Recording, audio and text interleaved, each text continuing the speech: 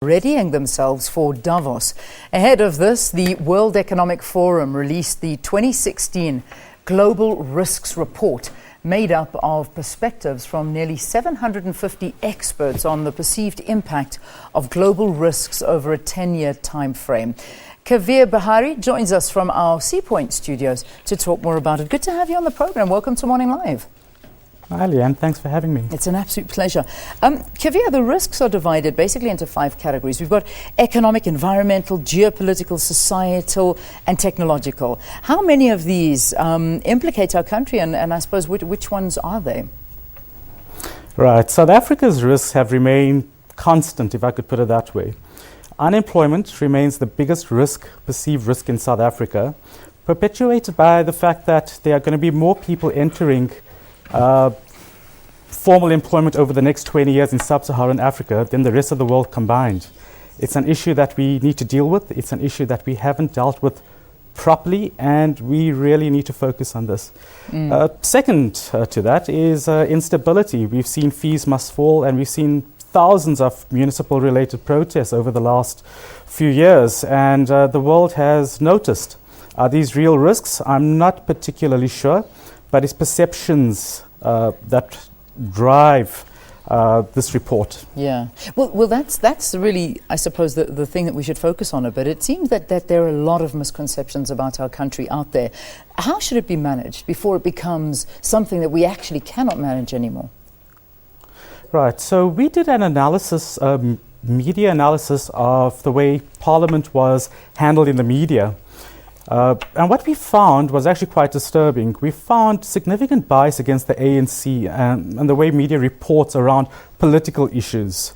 On the other hand, though, the ANC doesn't really do much to clear those perceptions. So you have a lot of misinformation out there about South Africa. And that's an issue that we need to work together to resolve. Politicians, other organizations, and the media. We tend to deal with South African issues like a soap opera. We don't focus enough on the substantive issues. 2 examples of that is the way the media covered AGOA and the latest pension retirement reforms.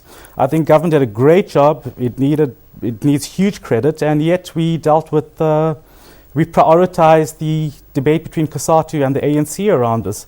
That's not the direction we needed to take that conversation. Yeah. I mean, you know, these risk factors obviously going to have a negative impact on our economy, and I don't think we need any more negative impacts on our economy. I think global factors are enough at this point in time. But who needs to commit to managing these expectations? How do they do that? Right. So government needs to really lead the battle here. Unlike many of the risks cited globally, South Africa's risks are all well known, they're all quantifiable, they all relate to policy issues, energy and infrastructure, rule of law, corruption, those sorts of things. We can quantify the extent of the risks in South Africa, and it's up to government to really show commitment to tackling and dealing with these. One of the best examples is energy price shocks. We know that energy prices are about to surge in the medium term.